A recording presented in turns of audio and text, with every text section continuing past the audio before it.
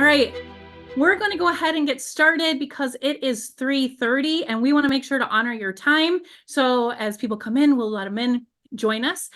Welcome. I'm Stephanie Crawford, the Executive Director for Illinois Digital Educators Alliance, and we are really excited to be with Future Design School today. So I am going to just remind you that when we are towards the end of our webinar, I will put a link in the chat that will take you to the PDH if you're an Illinois educator looking to claim a PDH for today. Otherwise, I am ready to throw it over to Future Design School so we can get started. Thank you so much, Stephanie, and thanks to you folks. It is absolutely wonderful to be here today. It's going to be a jam-packed webinar, so we're really excited to dig right in.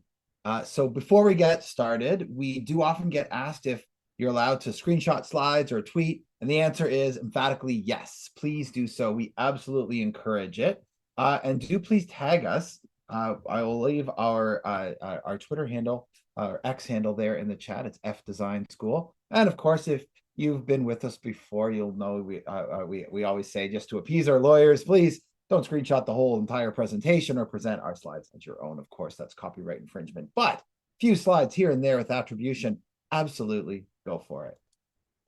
So a quick bit about us. For anyone who's unfamiliar, hasn't worked with us before, Future Design School is a leading education advisory firm that supports really deep competency development and skill mastery through exceptional learning experiences. So we provide transformational strategy as well as professional development, along with many resources that educators and school leaders are using every day. We proudly support over 50,000 education innovators worldwide, and that includes heads of K-12 schools, district leaders, superintendents, higher education chancellors and provosts, and then a huge array of teachers and deans and school administrators. And, we also build education strategy for some of the world's top companies like Google and Apple. So I guess I should introduce myself. My name is Todd Harrison. I'm an education lead here at Future Design School. I'm a former classroom teacher and a journalist, and I lead our thought leadership practice here at Future Design School. And I'm so thrilled to be here today with two of our senior leaders. Sandra Nagy is our managing director. So she leads our education practice globally and has spent the better part of 20 years leading digital transformation and strategy for big education companies. And then over the past decade, she's had the privilege of working alongside amazing school leaders to implement really transformative change. And then we also have our founder and CEO, Sarah Prevette, with us today. She'll be the last to admit this, but Sarah has been building effective teams and rapidly scaling organizations for 2 decades now. And she started super early. She has deep expertise. There you go, Sarah. Deep expertise in change management and leadership development. And then she currently advises countless schools and education institutions. So I'm so excited to have her with us today to help bring that industry expertise to the table. So save some tough questions for her. Absolutely. We have, sorry about that, Sarah, but you know I love throwing you those softballs. We have an exceptional team that goes well beyond the three of us, amazing thought leaders who support schools and districts all over the world.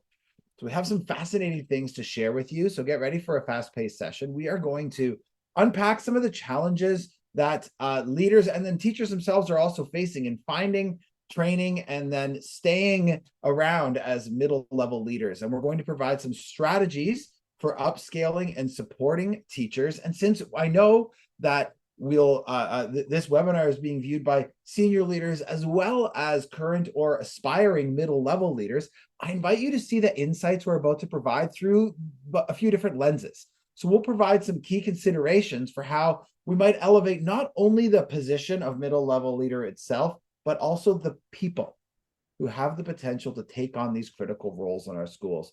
And plus, we'll make some time at the end to answer your questions. And what I'm going to get you to do is use this Q&A form that I'm going to drop into the chat here to submit questions to us. So without any further ado, I will hand it over to you, Sarah, to kick us off. Thank you. And now that I feel sufficiently old, so thanks for that intro. As Todd said, our team works in partnership with school leaders around the world. And in this moment, it's been really interesting. It seems like everywhere we go, everyone is talking about the same challenge, and that challenge, of course, being middle-level leadership. And this group is so important because it bridges our strategic vision with that operational excellence piece. And they're facing significant challenges, particularly in education. And we all know that middle-level leadership is really critical to the success of our schools. And increasingly, we're seeing that teachers are a bit more reluctant, to be honest, to step into these leadership roles. And then we're seeing that those who do step in are saying that they don't feel set up for success. And obviously, this is highly concerning, but also not totally surprising. We know that in education and elsewhere, middle-level leadership is often seen as a thankless job, right? There's also, I want to just call it out, there's a bit of a weird, let's call it malaise, that has just set in around the world that you've probably noticed yourself anecdotally, but it's not just you. There is actual data that supports that a lot of people in this moment are just feeling some sort of existential crisis. So consider this stat. So 65% of employees have reconsidered their work-life balance since the pandemic. Add to that the fact that half of all managers are saying that they feel burnt out. Nearly all of them want more support in prioritizing their work and to be given greater clarity on the priorities that they should focus on. We're really finding ourselves in a bit of a pickle, right? So we see the most capable individuals are really hesitating to step into leadership roles because of, it's largely thankless. There's lots of, administrivia that takes you away from that real impact piece. And let's be honest, sometimes there is just an ugly truth to what leadership really is. And I also just wanted to add that this isn't just an issue within our schools. This is definitely a global phenomenon it's impacting performance and retention literally everywhere. And in fact, analysts are predicting that companies will now need to plan for a year-over-year turnover rate that is 50 to 75% higher than they are normally accustomed. Just let that sink in. That is a totally bonkers number. And it's just, I think, indicative of this weird dissatisfaction that a lot of people are feeling in this moment. Sarah, I'd like to jump in here and add something, if you don't mind. You're pointing out some really pressing challenges that we're seeing in industry as well as education. But I want to call out something that many folks may be thinking about that's unique to education. And that is that we're increasingly seeing educators jump ship from education to industry. And often these are the most highly motivated, talented educators in our ranks. And they're really becoming frustrated with the myriad of institutional challenges facing education. And they're also being enticed by higher salaries, more growth opportunities, and more autonomy and flexibility in their work. So in education, we face that heightened challenge of talent acquisition because we're not just competing with other schools, but also with private industry. And we often promote people to middle-level leadership because they're great educators. They excel in their classrooms, they show drive, interest, curiosity, and ambition. And so they get elevated to leadership roles and are often left to flounder as they quickly realize that leadership is much different than teaching in the classroom. And that leads us to talent challenges really on two fronts. From senior leaders, we're hearing frustration as their teams don't have the required background knowledge or lived experience to lead projects and people. And these leaders are telling us that they don't necessarily have the time or resources to upskill folks while they're on the job. So they're fighting their own leadership battles, and they really need those middle-level leaders to be the lifeblood of the day-to-day operations. Okay, so lest you think that we're all doom and gloom over here, what I want to do is start jumping into thinking about some of the strategies that we've seen for how these challenges can be addressed. And we're going to break this down into two areas of focus. The first is identifying potential leaders and what key things we should be looking for in people to ensure that we have that robust pipeline of future talent who can step into these roles. And second, once we have middle-level leaders in place, how do we support them, empower them, and ultimately retain them? So Sarah, I'd love for you to start by giving us your perspective on identifying top talent. For sure. Well, I should probably start by saying that I know we have a lot of C's in education, but I am going to add 3 more to that list. So I firmly believe that to spot great talent, you can really boil it down to 3 things. One is their capacity. So to put it crassly, are they just simply smart enough to just get it? The second is coachability. Do they take and apply the coaching as it's provided? And then that final thing is commitment to culture. Do they help inspire high performance, and are they really driving positive attitudes and optimism in the organization? So all of these things need to be true in order to be successful and to be a good potential leadership candidate. So let's actually dig into each of these more deeply. So first, let's break down what we mean by capacity in more detail. So essentially, we're talking about dual aspects. So one is intellectual, and then the other is organizational. So intellectual capacity really extends beyond sort of mere knowledge, right? It involves being able to understand complex issues, appreciate the nuance, make data-informed decisions. So an example of that might be analyzing the data that we all collect as schools, really being able to think critically about a school's vision, context, the current state, and being able to spot opportunities and apply knowledge to solve problems and make strategic decisions. And then, of course, there's the organizational side of capacity, which is more than just managing resources. It's about navigating the complexities of the educational system, right? So we all know the people, the politics, and of course, competing priorities. And so this would include hard skills like budget management, resource allocation, and handling the operational demands of various stakeholders. And critically, winning people over is a really important aspect of capacity. And it's one that's often overlooked. Leaders need a deep understanding of human behavior in order to manage perceptions, read that as egos, and the human dynamics within the school, right? So this encompasses everything from conflict resolution to effective communication. And successful leaders not only possess knowledge, but I'm going to call it demonstrating wisdom, right? So a deep understanding of that bigger picture, and then really having the skill and how to apply this knowledge, both collaboratively and independently. All right. So now that we have covered capacity, let's actually look at the next quality when we think about identifying potential leaders, and that's coachability. Coachability is often underestimated, but it's absolutely crucial for a successful leader to possess. Effective leaders are those who can actually take the feedback, learn from it, and continuously improve. And so the first and perhaps most important aspect of coachability is humility.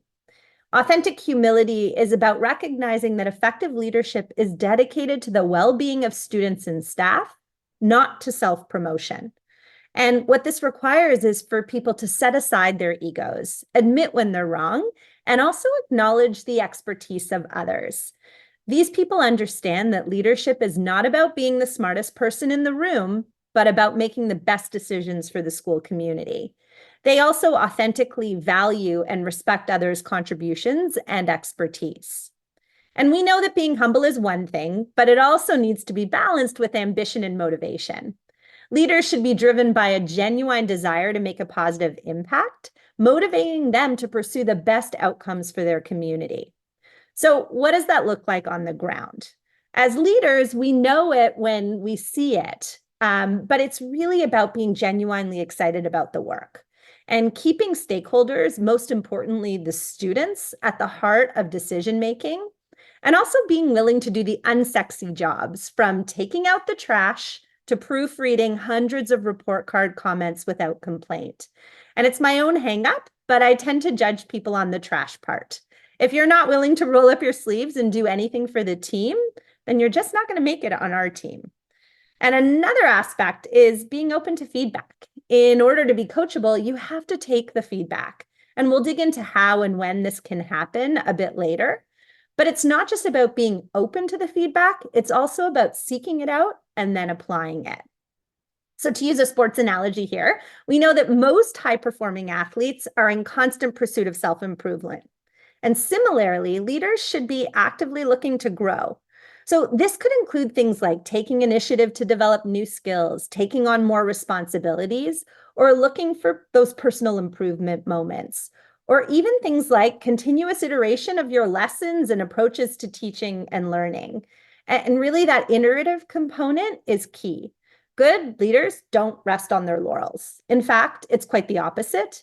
They seek to learn from the knockdowns and always ask that question in the face of setbacks, what's the learning in it for me? And they ask that not just of themselves, but of others that they surround themselves with. Totally. So here's our last element of what we're looking for in potential leaders. So let's talk about commitment to culture. So I'm pretty sure that everybody on the call has heard the phrase culture eats strategy for breakfast. And in my experience, no matter what the industry, that is just unquestionably true. To be effective, leaders have to just be positive contributors to school culture. And it needs to be a non-starter if they're not, because we know negative culture really spreads like a virus in the organization. So at Future Design School, we really believe in servant leadership, which is ultimately the idea that you should seek to empower others before your own personal gain, right? And that's what Sandra has been unpacking. And servant leaders really serve the school community and its mission rather than seeking that personal glory. And we've really found that this approach is just a great way to frame for folks how to think about what good leadership looks like. But let's actually dig into the characteristics that we want to look for in our team. So effective servant leaders really are embodying some of the characteristics that we really value in our students, right? Things like empathy, awareness, persuasion, and more importantly, they're really leading by example, really promoting that teamwork aspect, respect, and have a deep personal commitment to the school's mission. So these are the people who are naturally fostering a culture where other people feel heard, valued, and empowered to really contribute their best. So obviously the big question really becomes how? How do we identify great future leaders? And while we're flying through this, because Todd is on the call, I want to really point out that there's a lot of really great content and frameworks available for free in our current Future of Education report. So if you want to dig in deeper on some of the things that we're flying through, you certainly can. We found that the best way to spot good leaders is to give different folks across a school or a district a chance to lead. Right? People need a low stakes opportunities to flex skills, to be able to lead initiatives. And really it gives senior leadership a chance to observe them and really determine their capacity and the areas of growth. And we found that as teachers are given opportunities to work on specific projects or on situations where they need to guide other people, they're really given authentic opportunities to showcase and also important, recognize their own leadership potential. So they need chances to flex their creative problem solving skills. And in those moments, they also have to engage collaboratively.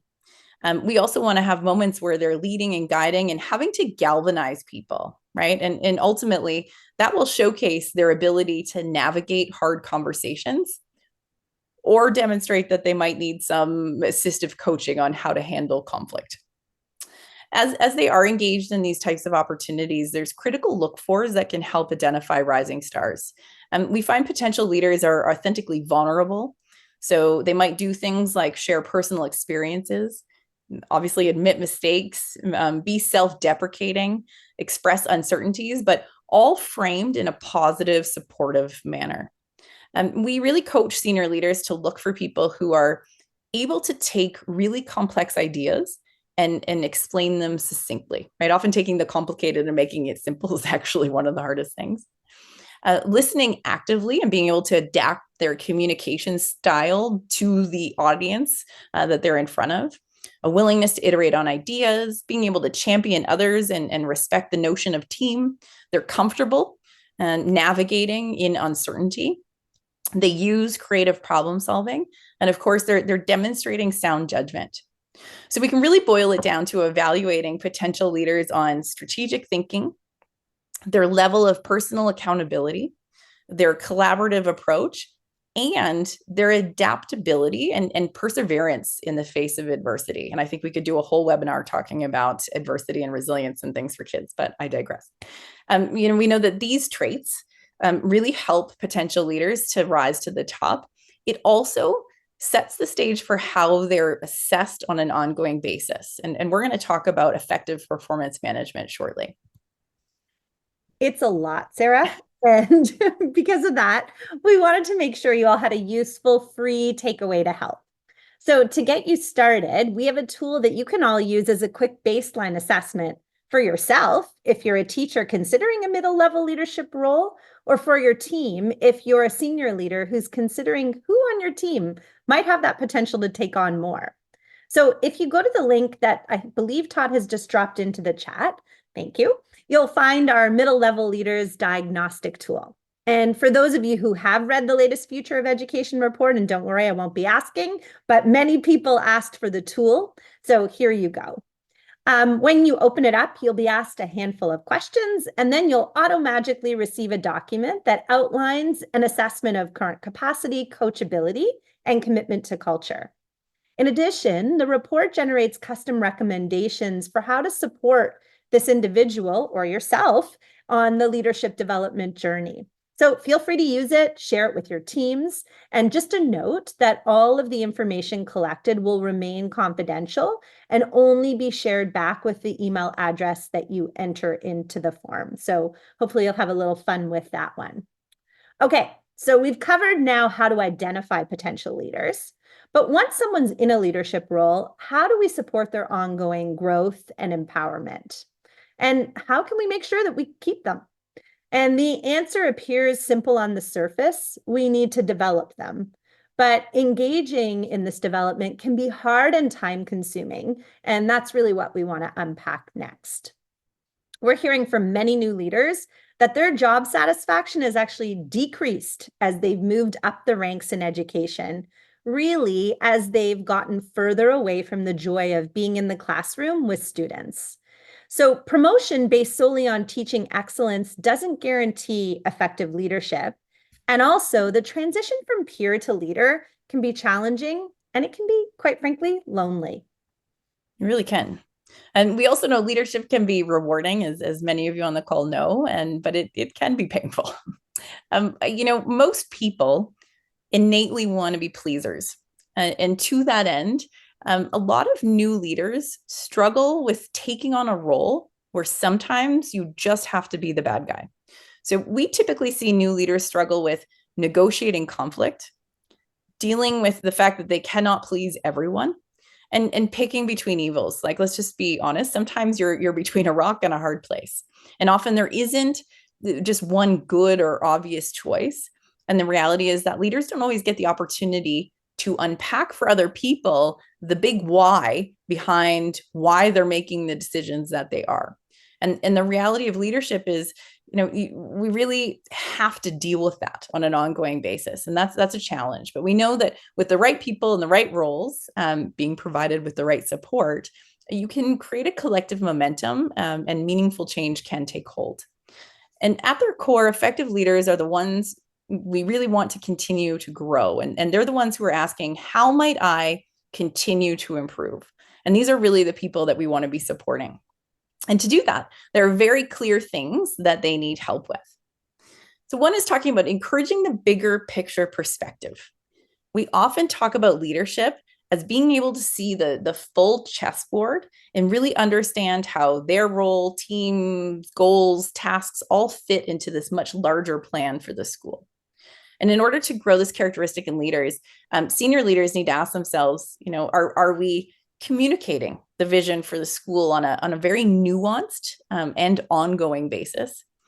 Really be honest, could we share the context of our school more fulsomely so that rising leaders can better understand where our school is in the grand scheme of things, where we are competitively, maybe why you're making decisions around different pedagogical approaches, or to understand why new policies are being introduced.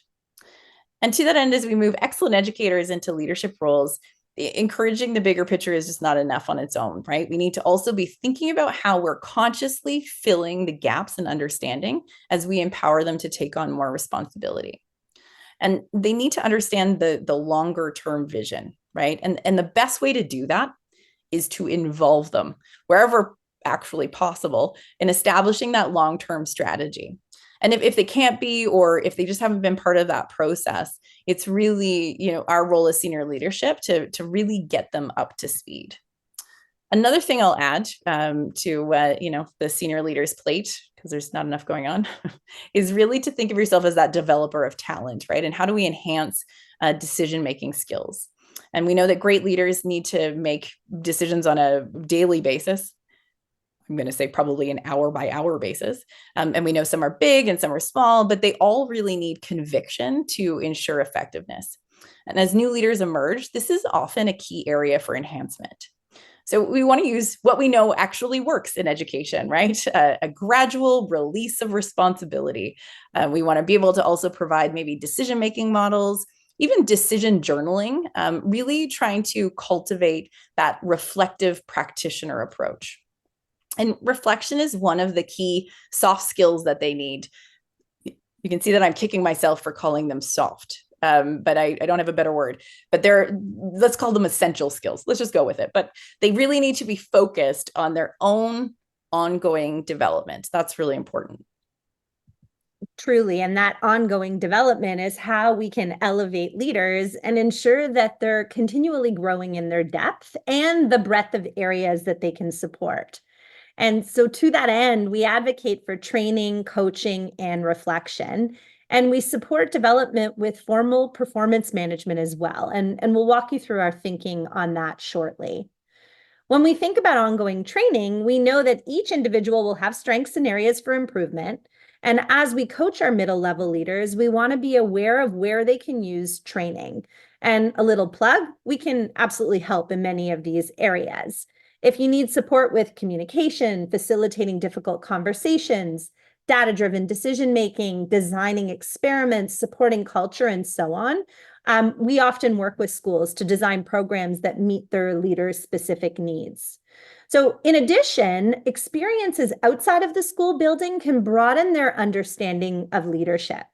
What are the conferences, externships, connections to industry that we might be able to connect potential leaders to? And importantly, when middle level leaders do engage in professional development, how are we unpacking what they've learned and helping them to make connections to their goals? And that's really where coaching comes in. And I have to say, Sarah, and you mentioned it when you were talking about decision making, you do an amazing job of saying yourself when something goes wrong and then modeling how to pull the learning out. And I see our whole team mimicking this behavior all the time. And I really value that. New leaders need to be coached on an ongoing basis. And to do this, we need to leverage a strengths-based approach. The focus is on developing personalized plans that lean into someone's strengths, in addition to tapping into their personal motivations and potential. And the advantage of this approach is that it sets the stage for facilitating difficult conversations, and it also promotes that ongoing self-reflection that you talked about. So as we're supporting middle-level leaders, we want to continue to give them increased responsibility to take on leadership for people and projects. We want to observe them on an ongoing basis and also set up mechanisms for gathering peer feedback. And culturally, we want to create that environment of self-reflection and evaluation, and also engage in formal performance reviews.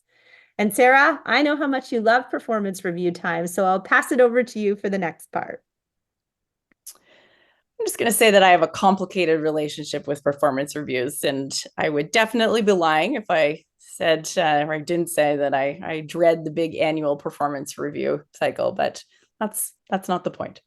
We know that building leadership traits actually into performance reviews is a really great way for senior leaders to both signal to staff that you see a pathway to leadership and provide a platform for really discussing a person's work in a middle-level leadership role. And formal performance reviews are really essential, not just as a means to acknowledge achievement, but also as a strategic tool to really pinpoint the development opportunities that align with strategic goals.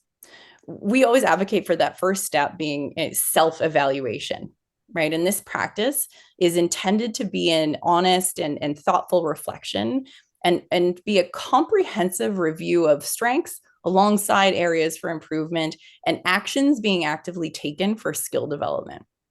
So Sarah, I'm going to interrupt again, but we talk about this all the time with leaders about the self-reflection piece, and their pushback is that people are not honest. And they also say that they're often surprised by how people rate themselves when they're given that opportunity, with the highest performers often being the most critical of themselves and the lowest performers maybe being a little bit less self-aware. I often get asked, how do you help them see themselves more clearly? Well, I mean, I think you hit the nail on the head. It's without fail, your highest performers are usually the most critical, and vice versa. And it's a good question. I guess it's human nature. I think as a leader, it's something that we need to actively coach our teams on, right? And talk about giving chances to folks. This is about reflection, and we want them to take the time to do both that written assessment and then invite them into a formal conversation, right? And it's really important for us as senior leaders not to shy away from telling the truth. And so these examples actually are great. This is you can see the person's quite reflective of the concrete steps that they took in a challenging situation. And the manager is commending them for it and conveying that the approach they took is actually indicative of their leadership capabilities. And in this next example, the manager is given concrete feedback on not trying to always be the smartest person in the room and to check themselves when they feel the need to flex, right, to be seen by senior leadership. And often we do see that when people are given new opportunities, they really are so desperate to please that they end up knocking people down. The manager is really trying to guide them to understand that a true servant leader isn't trying to take credit for the work, but rather really should be about building up and praising others wherever possible. And we talk about that all the time at Future Design School, right? How do we praise publicly and criticize privately? And this is often a critical shift for new leaders who probably, let's be honest, were very successful in their previous role and might have been conditioned to trying to get gold stars. Being able to pass the accolades onto others in a humble and authentic way is really a key to being a successful leader. It's so true, Sarah. And we talk about this all the time. The formal performance approach and documentation is just the end output of the work that we need to do to really understand where our team lies in their development. So to gain a fair assessment, we need to triangulate the data that we can amass on their performance. So one great tool is observational assessment, and that means observing new and potential leaders in group interactions and looking for how they inspire and support their teams. We want to be evaluating key skills in real pressure situations, looking for how they're problem solving, adapting, thinking critically, making decisions, and how they're communicating with team members. Are they able to simplify complex ideas? Do they practice active listening? And are they helping the team make seamless connections between ideas? And the goal of that observation is to gather concrete examples to dig in when you actually go into coaching. Yeah, agreed. And I think that, getting peer feedback is also important, and not something that I see a lot of the time, to be honest, especially in education. And I do want to just stress that when we talk about peer feedback, we're not talking about sort of going behind someone's back and seeking feedback. We're really advocating for creating a culture where people are seeking peer feedback, if that makes sense. So what I'm looking for in leaders is, are they asking for feedback on an ongoing basis?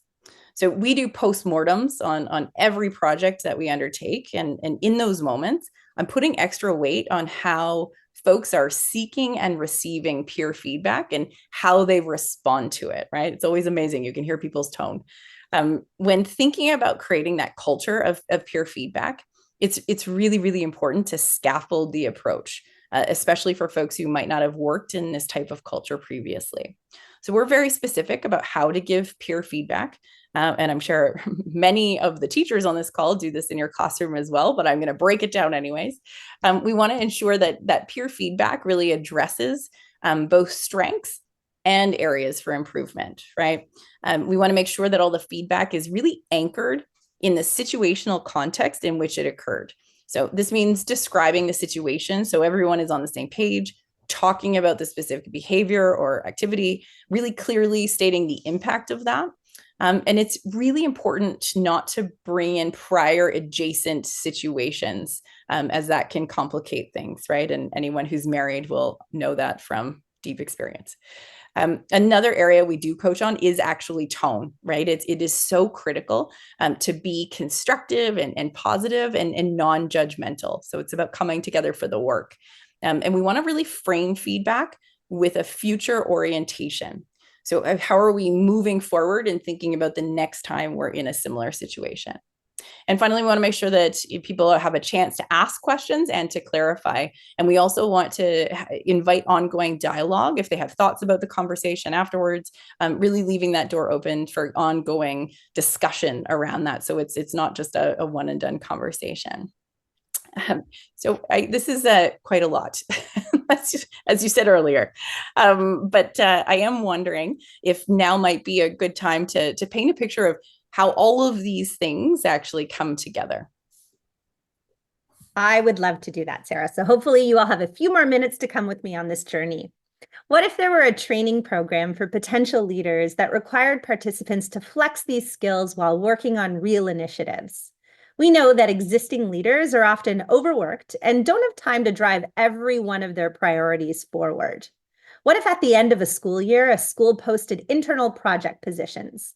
These leadership opportunities could be connected directly to strategic priorities, appropriately scaled for one teacher to lead, perhaps with the support from other staff. Objectives and key results would be succinctly laid out in advance, and teachers interested in pursuing leadership positions could apply to lead the project. And of course, there's always the good old shoulder tap approach as well. For example, one leadership project could entail the creation of a new digital citizenship program for middle school students, and another could be focused on helping to drive journey-based assessment approaches. The key is that the projects have tight timeframes, clear objectives, and accountability built in, which senior leadership would identify.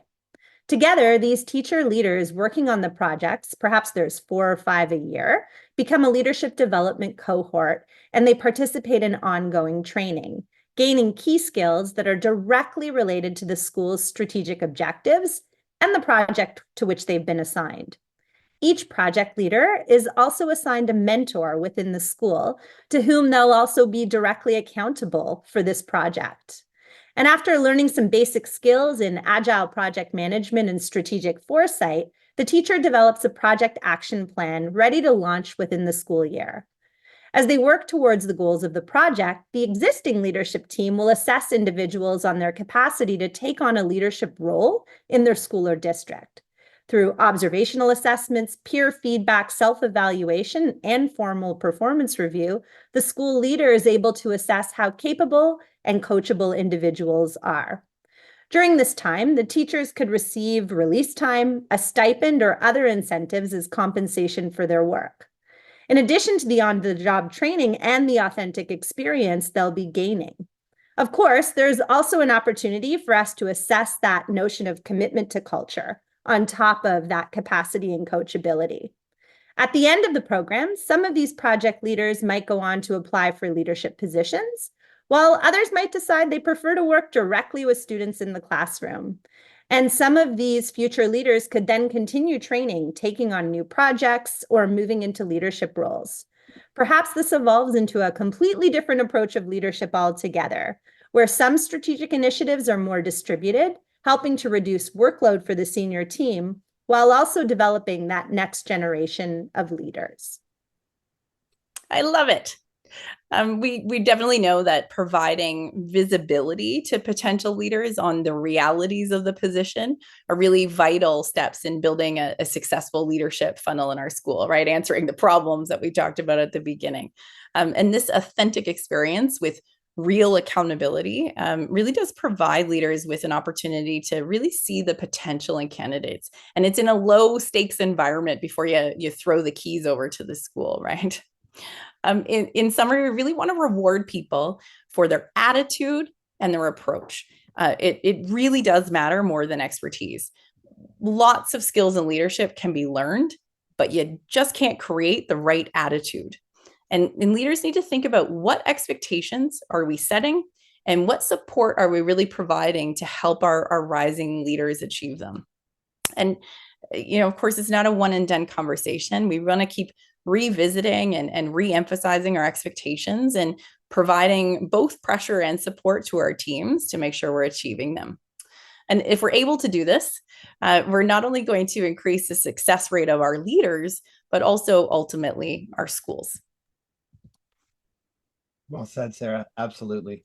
And thanks very much to everyone. We're looking forward to digging into your questions in a moment. Some great ones have already come in. So if you haven't had a chance to submit your questions, please do so now. And I'll just reshare that Google form one more time.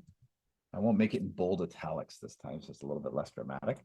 And we also want to give you direct access to our latest Future of Education report, which provides some deep insights into middle-level leadership, as well as actioning data for change. So I'm going to drop a link here in the chat to the direct PDF downloads, and you've filled out enough forms for today. So here it is. And then I'll also drop Sandra's email into the chat. She would love to connect with you to book a free consultation if you're interested. So there's both of those links as well. So now, without any further ado, I'll stop sharing slides here, and we'll turn it over to some of the questions that have come in. And let's see, Sarah, I promised you a softball right off the top. So here's one for you. You talked about teacher burnout. How do we best address that, which is in capitals, in this moment? Go ahead. Fix teacher burnout. Fix it. Thanks for that softball. It's a good question, right? And it is the reality of this moment. And we can't just talk about leadership in a vacuum. We have to talk about it in this state. And definitely burnout is a real thing that we are all addressing. I personally believe that innovation and potential fosters optimism and excitement for the future and re-engages people. And I think if you can do that in a way that reignites the why we all got into education in the first place, that can be really refueling and exciting. And I think that personal growth, you get some quick wins. So I always come back to what are the quick wins that we can give people that build that sense of momentum, that then, give you that energy to take on more. There's an old adage, and I have no idea who said any of these things. So and Todd knows that I butcher these things as I try to throw sayings and analogies, but there's panic. There's this old saying that, you if you want something done, give it to a busy person, or something like that. And that to me is indicative of when the ball gets rolling, right? You just can't slow it down. And so I think that the answer to burnout might not be straightforward, but it is actually about innovation and giving people a chance to flex those innovation muscles. And even though it is more on their plate, it's going to help build momentum. Good, kind of. I like Yes. it. I think all right. Thank you. Thanks for the feedback. Forgive my panicked face. That was definitely a panic face. I was like, I don't have anything else. I got nothing else. I totally hear and feel that that was definitely I was as a teacher, and now I'm motivated by that kind of work because it's meaningful work. It's good work, and meaningful. That was a word they didn't use. Good save. Thank you. I'm here for you, buddy. Question 2, Sandra here. Like to throw you the easy ones too. I have a vacancy on my team, but I don't have anyone on my team who I can see moving into a leadership role. So what do I do? Okay, that's not an easy one either. No. Easy questions. Yeah. So my first question to a person who says I have nobody on my team is, have you given them an opportunity to try to lead anything? Have you given them a little project? Have you given them some responsibilities? Is there truly nobody on your team? That would be my first question, and it might be true. But I would say, as a leader, the first step that you can take is, sort of what I was talking about. How do you give them a project? How do you give them something that they can lead, and then observe them and talk to them about what it feels like to be in that position? Because often you don't even see that someone has potential unless you give them opportunity to showcase it. So I don't know if I dodged the question there, but that's what I would say. Give them a chance, see if there's something there. And then if there isn't, I mean, it's a tough time right now to hire people. But if you're a school that can showcase, back to Sarah's point about innovation, that you're doing interesting, unique, purposeful, meaningful, I think your word was, Todd, things, then you may have more people putting up their hands and applying. I mean, I know it to be very true in many of the school districts that we work in, that there are actually job postings that are sitting completely empty with nobody applying. So be the school that's making the change and transforming education, and really showcase that and shout it from the rooftops so that people sign up to come to your school. That's what I would say. You're getting applause from Stephanie there. Oh, thank you, Stephanie. Yeah, I mean, coming back to that meaningful piece, that's something that I've heard both of you say so many times, right? Is that it really is about finding meaning.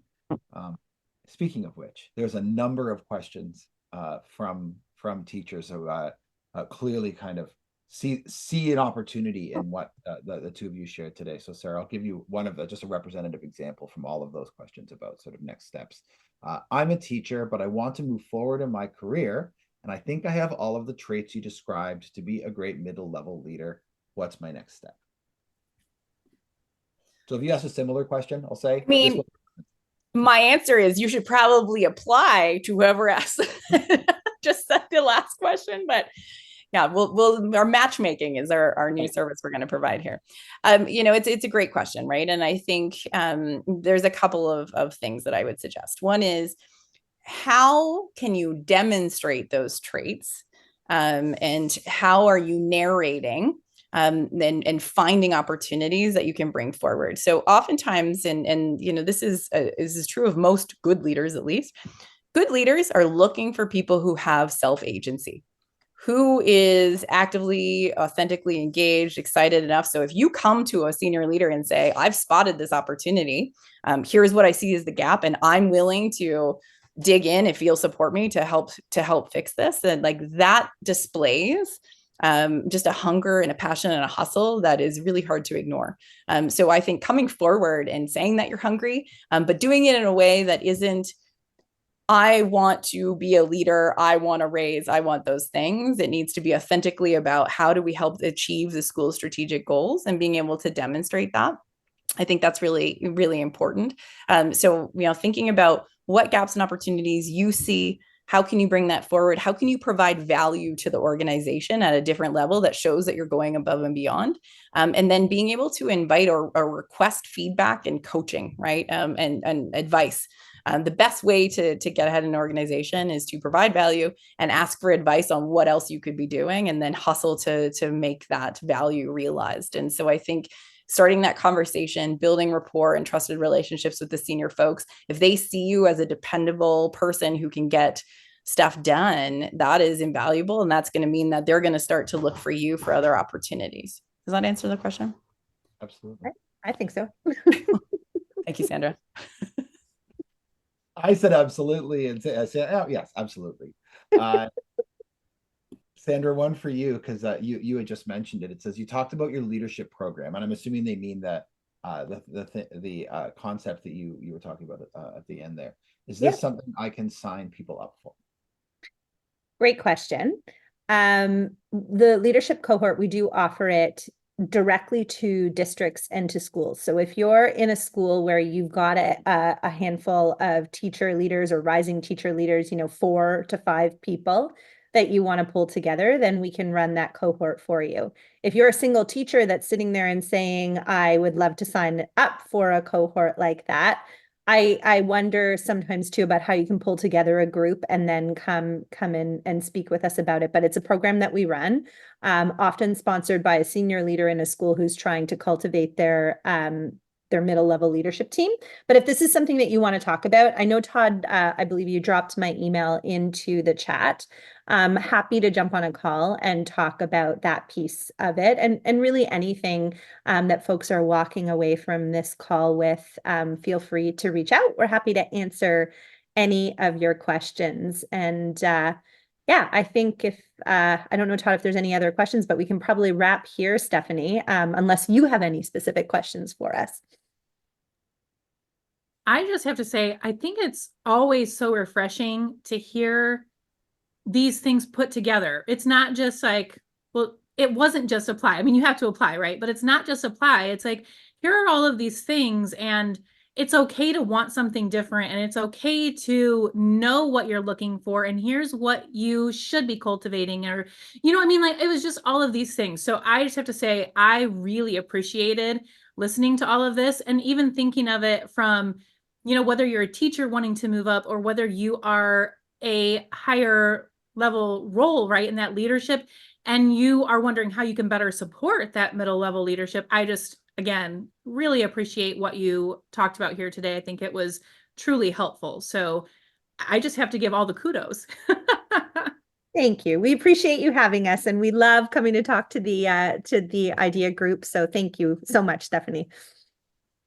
All right, if anybody has any final questions that maybe you thought of when they were answering, if you want to quickly type in the chat, please feel free to do so. Otherwise, I did drop in there that the link to oh my gosh, words are hard today. I did drop in the link to claim your PDH if you're an Illinois educator. And I just want to thank you for being here with us. I know that that last hour of the day, especially at the end of the school year, you're giving up a lot to be here with us. So again, thank you for being with us today.